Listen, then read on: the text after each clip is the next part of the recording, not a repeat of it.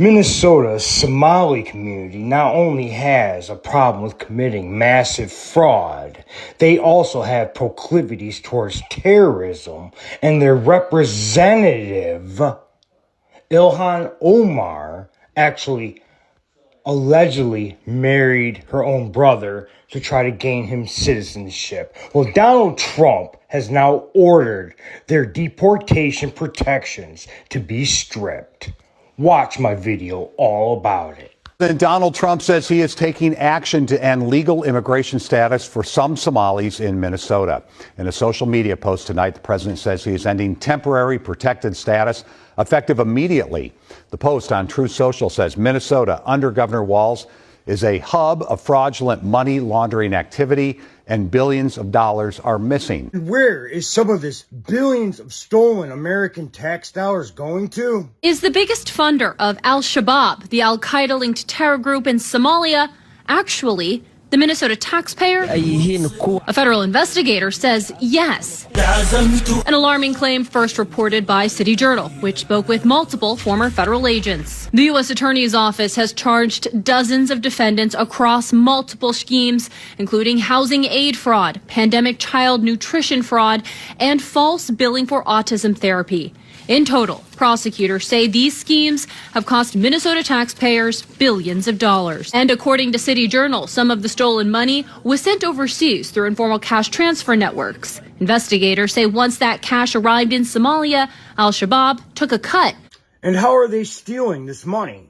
At the August trial for Abdi Fattah Yusuf, the jury heard evidence that he ran his home health care company, Promise Health, out of a mailbox at a Central Avenue address where multiple other home health care companies were supposedly located. Yusuf and his wife, Lol Ahmed, were charged with stealing $7.2 million of taxpayer money through Medicaid overbilling in a personal care assistant, or PCA, scam. The couple allegedly spent tens of thousands of the fraud money on luxury items for themselves. Despite the jury swiftly convicting Yusuf, Judge Sarah West last week decided they got it wrong. It's reversing or overturning a jury's verdict. Defense attorney Joe Tamburino, who's not affiliated with this case, reviewed the decision and analyzed it for KARE 11 News. He says Judge West ruled that the state's case relied heavily on circumstantial evidence and that she believed the state did not rule out other reasonable inferences. That, in fact, there could have been other reasonable theories other than guilt in this case. Interesting. Another federal judge subverting the law of the United States. Sound familiar? It's the largest COVID fraud ever. These criminals opened more than 200 federal child nutrition program sites throughout Minnesota, and sites lied, claimed to be serving meals to thousands of children a day. They created fake attendance rosters, fake invoices, and the government reimbursed them. David Gaither, he's a former state senator here. He saw this firsthand. Rich, this is the Safari restaurant in downtown Minneapolis. This is the epicenter of some of the biggest fraud and waste abuse in this area. The owner right now is currently in jail, federal jail. This restaurant, which seats about 35, supposedly served 18,000 plus meals a day. A day? A day for 7 months. 18,000 plus. Now, Minnesota Rep. Ilhan Omar, she was a fixture at this restaurant, the Safari, during her run for office. I think we have a photo of her at the restaurant with her supporters in 2018. Feeding Our Future, that's that corrupt nonprofit. It was the epicenter of it, but others spawned from it.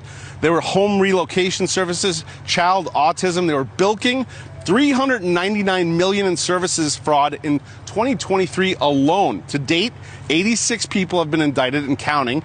Federal authorities tell News Nation 79 of them are of Somali descent. And as we can see, Somalis are disproportionately involved in criminality. But who does Ilhan Omar think we should investigate? We should be profiling, monitoring, and creating policies to fight the radicalization of white men. Former state fraud investigator Keish Magan, himself a Somali American, wrote last year that it's uncomfortable and true that nearly all defendants in these major fraud cases come from that community. I would say our country should be more fearful of white men across our country, because they are actually causing most of the deaths within this country. These are the FBI statistics on the race of homicide offenders for the last 10 years in the United States. Whites committed 43,044 murders during this 10-year stretch, and that number includes Hispanics, while blacks commit 62,400 murders in that same period. What a filthy liar. I think she's projecting a little bit. Because the truth of the matter is that not only are Somali Americans disproportionately involved in fraud, they're also disproportionately involved in terrorism. Because Minnesota remains a hotspot in the United States for terrorist recruiting. Minnesota is a high-profile center of recent terrorist attacks, including a mosque bombing in Bloomington and multiple stabbings at a St. Cloud shopping mall. Of 58 terrorism cases the FBI studied, 15 terrorists, 26%, came from Minnesota. The latest indictment mentions a substantial recruiting effort by that terrorist group Al-Shabaab in immigrant communities across the U.S. More than a dozen young men of Somali descent have disappeared from the Minneapolis area alone in recent years. 6 Somali Americans who live in Minnesota were charged with attempting to enlist with the terrorist group known as Islamic State, or ISIS. Young Minneapolis men are charged with trying to join ISIS and conspiring to travel overseas to commit murders for the terror group. Well, we're hearing yet another American killed while fighting for ISIS in Syria is from Minneapolis. A source telling Fox 9 Abdi Rahman Muhammad was killed fighting the same battle that Douglas McCain died in. So Ilhan, please spare us your bullshit. You are the greatest fraudster in Congress, and that's saying a lot. As you guys all know, we've all heard the despicable details about Ilhan Omar. The fact that she was married to her brother, I know nothing about it. I hear she was married to her brother. You're asking me a question about it. I don't know, but I'm sure that somebody would be looking at that. Congresswoman Ilhan Omar spent the last 2 years denying serious allegations that she married her own brother so he could stay in the United States. It's a story that won't go away. Ilhan Omar, Democrat, married her brother, they say. And according to an old report from just about 4 years ago, there's DNA evidence. Now, this is coming from an individual who claims that they acquired DNA, got it tested, and said, oh, hey, look, they're brother and sister. And Ilhan Omar married her brother to help him get legal papers to reside in the United States. Tell me definitively or not, is Ahmad Elsi your brother? For the markup? Yeah. Is he your brother? We're in the middle of the legislative briefing. Is he your brother? We're going to which one? It's Foreign Affairs. I'll go with you. Can you tell me definitively, yes or no, is he your brother? And why can't you answer that question? The remarks you gave me earlier. Why did you refer to him as your child's uncle on Instagram? And why did you lie on court documents saying that you hadn't seen him since 2011, when in fact you'd been talking to him all the time on Instagram? Sir, we're not doing ambush interviews. This isn't an ambush. You can send me an email. Why are you so afraid to answer these questions?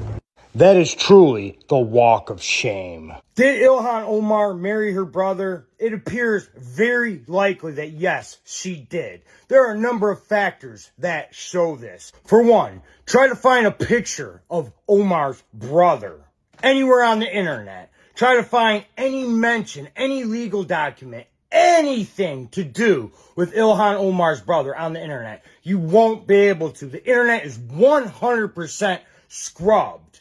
Next, try to do a similar search for a picture, an image, a mention, a document of her father-in-law, the father of her second husband. You won't. There's no mention. There's nothing. The internet's 100% scrubbed. And you must be wondering, what's the significance of that? Well, if there's zero documentation or images of her father-in-law anywhere on the internet, and there's zero documentation or images of her brother, that's to hide the fact that her husband and her share the same father, and that her brother is her husband. Then there's the fact that they look exactly the same. The person on the left is her supposed husband, her second husband. And obviously we know who's on the right. They look like twins. In 2017, Ilhan Omar said, "Happy Father's Day to my Abo, Nur Sayed." Here's a picture of Omar with her first husband, who's on the left, and her second, quote-unquote, husband on the right, Ahmed Nur Sayed Elmi. Somali names follow a strict patrilineal chain with no family surname. The first name is the person's own given name. The second name is the father's first name. And the third is the grandfather's first name. Thus, Ahmed Nur Sayed Elmi means Ahmed, his own name, son of Nur Sayed, father, son of Elmi, grandfather. Any son of Ahmed would be named Ahmed Nur Sayed. And then you can do an interesting thing with Grok. You can plug in the probabilities and have Grok tell you whether something is likely a coincidence or fishy. So with all that said, I ask again, what are the odds of Ilhan Omar marrying her brother? Please keep the answer succinct and brief.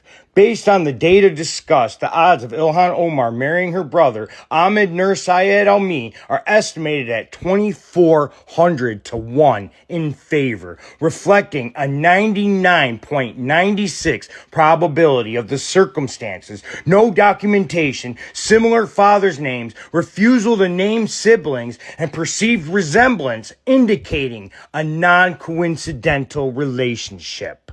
And if all of this doesn't clinch it for you, there was actually a DNA test done. But it was done in an unofficial capacity. Chain of evidence isn't legitimate, so it can't be used in a court of law. But it definitely confirms what we all know. Basically, Republican operatives up in Minnesota decided to spend hundreds of thousands of dollars on private investigators to really find out if Ilhan Omar was a genetic match, the DNA match, to the man who was her second husband. They went to 3 continents. They found a cigarette butt and a drinking straw, which they sent it to a DNA laboratory and found conclusively that the DNA matched, that the second husband was a sibling, according to this DNA sample. So the very day that they were going to unleash this on the world, and in fact I was interviewing one of the people involved, the FBI swooped on the gentleman, Anton Lazaro, from this Republican PAC up in Minnesota, and arrested him on some different charges. Who knows whether he's guilty or not guilty. I mean, he's not guilty until proven, but he's in jail.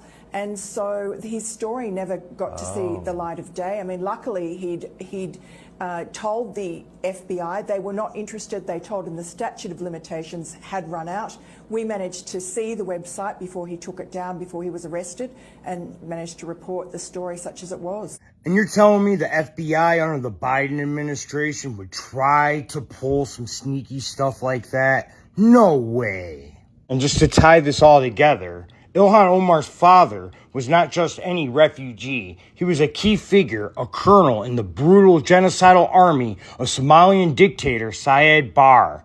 After the regime collapsed, Ilhan didn't escape as one of the oppressed. She fled as a privileged member of the toppled regime, illegally fleeing to the United States. Her father wasn't a refugee seeking freedom. He was part of the very machinery of oppression that devastated Somalia. So these Somali immigrants not only disproportionately commit fraud, costing us billions of stolen tax dollars, but they are also disproportionately involved in terrorism.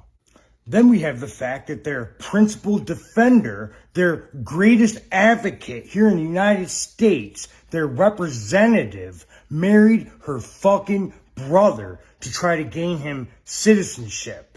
So you know what?